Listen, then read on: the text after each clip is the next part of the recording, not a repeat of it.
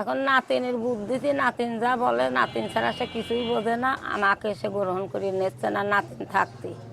নাতিনই এখন আমার সতীনের উপর হয়েছে। বাংলাদেশ রেলওয়েতে চাকরি করতেন খোকসা সমসপুর গ্রামের মোহাম্মদ আনসার আলী।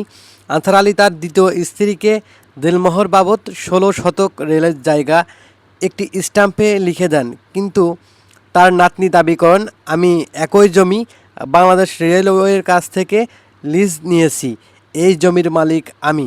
এই মালিকানা নিয়ে চলছে এক ধোঁয়াশা। বিস্তারিত দেখব রিপোর্টে। আমার স্বামীর নাম আনসার আলী।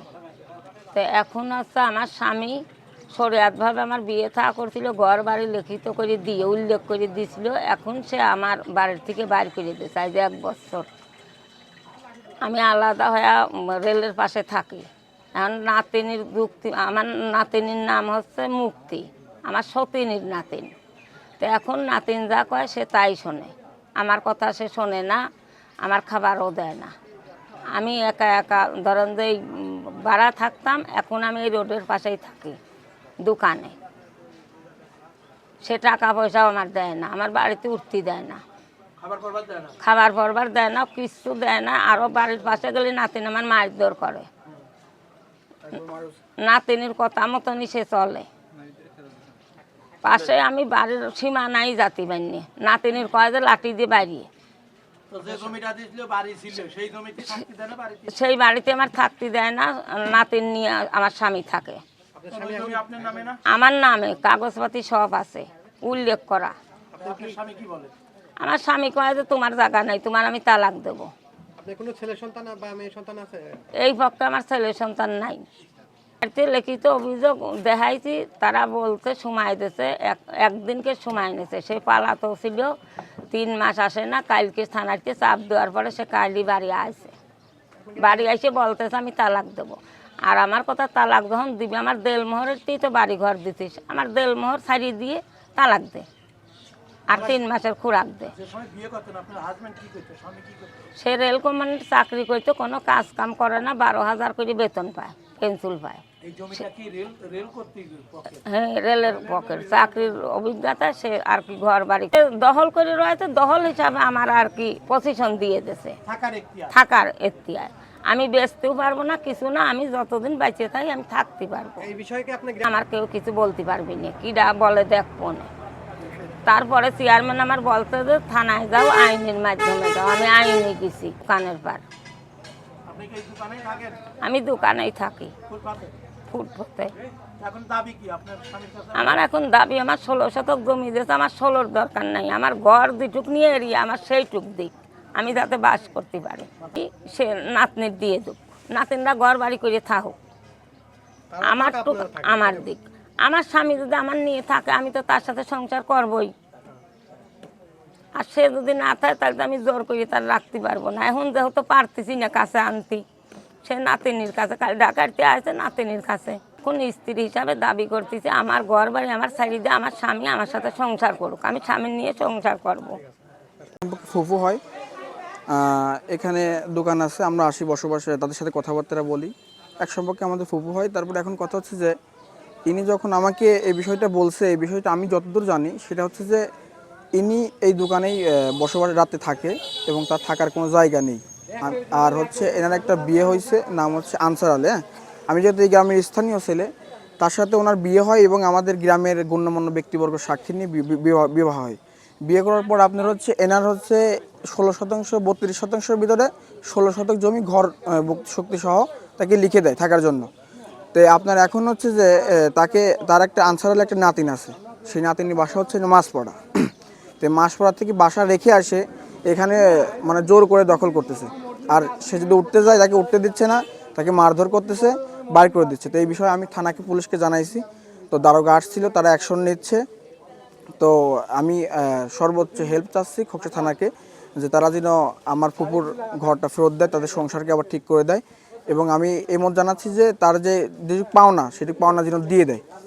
দেখেন তার নামে ডিসিআর কাটা ছিল না। আপু সেটা আপনি বলেন। সেও ভোগ দখল করতেছে, আমিও ভোগ দখল করতেছি। আপনি যেহেতু সেটাও তো মালিক, হ্যাঁ, যেহেতু তার সেটা আমি স্ত্রী, বলতেছি, অধিকার আছে। বলতেছি যে সেও ভোগ দখল করতেছে, আমিও ভোগ দখল করতেছি। অর্থাৎ এটা করছি মালিকানা সম্পত্তি না, মালিকানা সম্পত্তি না, যে সে সে তার মালিক সেই হিসাবে আমি নিছি। আমিও বাস করি, সেও বাস করে, আমি একদম জায়গা থেকে ডিসিআর কেটে নিয়ে আসি। এই রেল কর্তৃপক্ষ, হ্যাঁ, একদম সেখান থেকে ডিসিআর কেটে নিয়ে কত আসি। শতক নিয়েছেন আপনি? আমি 12% নিছি। এই যে এইখান থেকে শুরু করে একদম আমার বাঁশবাগানের ওই পার পর্যন্ত। আচ্ছা। এই যে নাকি এই জমির বাবদ এই জমির বাবদ অনেক বছর আগে, আমার নানি বাইসে থাকা কারণে আগে। কি জন্য দিয়েছিলেন এমনিতে? এই জমি কিনা, এই অর্ধেক, আরো এই ঘর সম্পূর্ণ আমি করছি। এই টাকা রিসিতে আমার সবকিছু, এই প্রত্যেকটা ইট কিনেছি আমার টাকাতে। সর্বপ্রথম আমার টাকা দিয়ে ইট কেনার পরে তারপরে এই ঘরে হাত দেয়। পরে উনিও করে, আমিও করি, ব্যাস সমান সমান। এটাই। তাহলে সে উড়ে আসে, জুড়ে বসবে, সেটা কিভাবে সম্ভব? আর তার লাইফে যদি সে নাই থাকে তাহলে আর কিভাবে কি হবে? কিন্তু দেশে তো তোমার না এটাই চাপা আমি নাম হলো আনসার আলী শেখ। আমি যেটা চাকরি করতাম রিটায়ার্ড করেছি। যেটা চাকরি করতাম, রিটায়ার্ড করার পরে আমার বউ মারা যায়। মারা যাওয়ার পরে 3 বছর পরে এর সঙ্গে আমার বিয়ে হয়। পরে বিয়ে হওয়ার পরে 3 বছর মনে হয় বিয়ে হয়েছে, কত সারাদিন বিয়ে হয়েছে 3 বছরে। প্রতি মাসে আমি 5,000 টাকা করে দিই। কিন্তু এই বাড়ি এখন সাল বেটা ওই বাড়ি থাকবে না, তো চলে গেল ওই বাড়িতে। আর আমার কথা, তুমি এই বাড়ি বিক্রি করে আমার বাড়ি চলো, এই নিয়ে ছেলে আছে না। কোন ছেলে বেটার বউ বাড়ি থাকবে? ওর ছেলে ওই পক্ষের ছেলে বেটা বউ ছেলে নিয়ে বেল গেছে। হ্যাঁ আপনার বিয়ের সময়। হ্যাঁ, আচ্ছা, উনি যেটা বলছে 16%। জমিটা তো আমার না, জমিটা তো নাতিনির। আমি যখন আমি দিলাম, আমি তো জানি না যে নাতিনটা করেছে, আমি পজিশন দিছি। পজিশন মানে লিখিতই তো দিয়েছেন, স্ট্যাম্পে। লিখিতই পজিশন হয়, তাছাড়া আমার কাগজ। যখন আমি বিয়ে করি তখন সে কাগজ থাকবে না, সে কি কাগজ দেখাচ্ছে? প্রতারণা কি আপনি করেছেন? আমি করবো কে? আপনি বিয়ে করলেন এটা মেয়ের প্রতি। কাগজ হলে পরে তা, যদি কাগজ হতো তাহলে তার বিয়েটা হতো না। যদি সে কাগজ থাকতো, যে দলিলটা আছে এটা তাহলে ভুয়া আপনি বলতে চাচ্ছেন নাকি? নাতিনরা করছে, আমার তো কাগজ নেই, আমি তো পজিশন নিয়েছি। নাতিনি বুয়া করলো না আপনি করলেন? নাতিনরা বিবাহ করেছে। তো নাতিন কি বিয়ে নাতিনের সাথে একটু আমাদের কথা বলা লাগবে। হ্যাঁ বিয়ে তো আপনি বিয়েটা করেছেন। সম্পর্কে হ্যাঁ, বিয়ে করেছি আমি। তাহলে এই দলিলটা কি করলো? হ্যাঁ, স্ট্যাম্পটা কি করলো? ইসলাম আছে তার কাছে, হ্যাঁ, এই বাড়ি আর কাগজ আছে নাতিন ঘরে। হ্যাঁ সিগনেচার আছে। আছে। তাহলে আপনি প্রতারণা ও তো- করেছেন। এখন সেই জায়গায় সেই বাড়িতে ওনার থাকতে দিচ্ছেন না কেন? কেমন বলতেছেন আপনি? কেমন থাকবে? নাতিন জমি নিয়ে নিচ্ছে, কেমন আগে কাগজ? কাটতেছিলেন। নাতিন নিলে কি? নাতিন তো 5 বছর আগে নিয়েছে, বিয়ে করছে 2 বছর। তাহলে আপনি এটা দিলেন কিভাবে? তাকে হলো তাহলে আপনি কি আপনি ভুয়া তালি? হ্যাঁ হ্যাঁ, আমি বুয়া মানে আমি জানি না যে নাতিনরা কাগজ কত করে।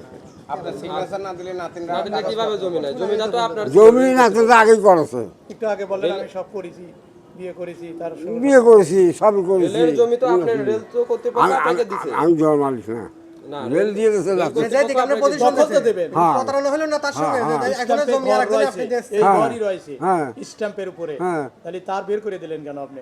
আমি বের করে দরকার, সেই চলে গেছে, হ্যাঁ, সেই চলে সে যে গেছে। বলছে আমার বের করে দিলেন। ও তাতা বলে হলে চাপ দখল করে, চাপ আছে, সে ওকে চাপ রেল আছে। স্টেশনে ঘুমায়। আমি একটা রেলে চাকরি করি, আমার বউ যদি চাপ আছে, আচ্ছা, আপনি সম্মান আঘাত যদি থাকে সঠিক না। ভরণ পোষণ দিলে তো চার দোকান করবে না। সে প্রতি বলছে মাসে 5,000 টাকা দিই, তারপরেও 50,000 টাকা তুলি। 12,000 রেশন পায়, সে তুলে কিছু দেন দিচ্ছে। না বললে বললো। হয়তো আমাদের ক্যামেরায় বললো। বলে তাই, ক্যামেরায় বলে তাই। এইবার শোনেন, সত্যি কথা কয়। এইবার শোনেন, আমি বিয়ে করে নিয়ে আসি, ওরে নিয়ে আসি, এনে রাখলাম। রাখার পরে যারা বিয়ে দিচ্ছে, যারা বিয়ে দিল, যারা বলতে কিভাবে বিয়ে হয়েছিল? বিয়ে তো হুজুর সাথেই হয়েছে। আচ্ছা। যারা দুজন সাক্ষী, দুজনে যারা পছন্দ করে যারা বিয়ে করেছিলেন। যারা সাক্ষী, বলতে দুজন দুজনকে পছন্দ করে বিয়ে হ্যাঁ। করেছে। আচ্ছা, তাহলে ঠিক আছে, বলেন। দুজন পছন্দ করে বিয়ে করেছে, যারা সাক্ষী, আমার এখানকার কিছু সাক্ষী ছিল, তারা বিয়ে আমার দিল।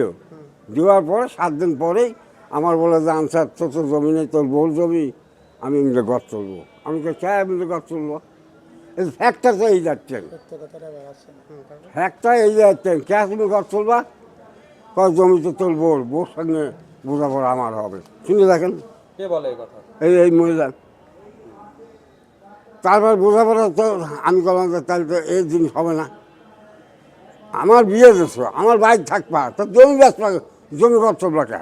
বিপদে পড়িয়ে হ্যাঁ হ্যাঁ হ্যাঁ, এই আপনি চাচা আছে, বলছেন, নাতিনি দিয়ে এই দেবে যে সব। বলছেন, হ্যাঁ হ্যাঁ, কিছুক্ষণ আগে দেখলে তো ফ্যাক্টরি করে এই যে কারেন্ট, বা তারা আসে ঘরও তুলবার চায়, আচ্ছা, এই তাদের কাছে টাকাও কিছু নিছিল, চাচা, এই জমিটা তো সরকারি সরকারি রেলের জমি, রেল জমি, আপনারা এই অস্থায়ীভাবে বাড়ি করে থাকতে পারবেন, থাকতে পারবো দিতে পারবে তাতে বেচতে পারবেন না, না, বেচা হবে বেচা না, রাখতে আছে নাকি? না বেচা রাখতে পারবো না। মেয়ে কিভাবে দিয়েছেন আপনি? নাতিনি কিভাবে দিয়েছেন? না, নাতিনি কিভাবে দিয়েছেন? ইসলাম পেয়ে? না, তুমি ইসলাম পাবো না, কাগজ করে দিয়েছি, দলিলি দলিল না, অফিসে কাগজ পাওয়া যায়, আপনি কি বলেন? এইভাবে দিয়েছেন? হ্যাঁ আচ্ছা, যাই হোক, এটা স্বীকার করতে হবে, কিন্তু আগে যখন বোধ দিয়েছিলেন, এটা তো আগে দিয়েছেন, আপনি বলেন ডকুমেন্টস আছে না আপনাদের কাছে? আছে, হ্যাঁ, একটু আমাদের লাগবে। দেখাবেন সেগুলো। তার ভিতরে বিয়ে করার সময় তুমি দিয়েছো 16 শতক, 1500 15 শতক, তারপরে বউ যখন আবুল তাবুল করে তখন তুমি 32 শতক কি নাতিনের নামে দিয়ে দিয়েছো? 1200 করে আপনার নামে দিচ্ছি, 12 শতক দিয়েছো, তাহলে তো অবশিষ্ট জমি পুরিয়েই রয়েছে। ও পরিবার আছে, নিজের মেটের কত আছে, ওটা তার আমরা কাগজ করে নিই, করতে হবে এখন একদম সরাসরি ম্যাজিস্ট্রেট কাছে গেলে যে রায় হবে সেটাই। আমরা সেটাই চাচার সাথে কথা বললাম, চাচা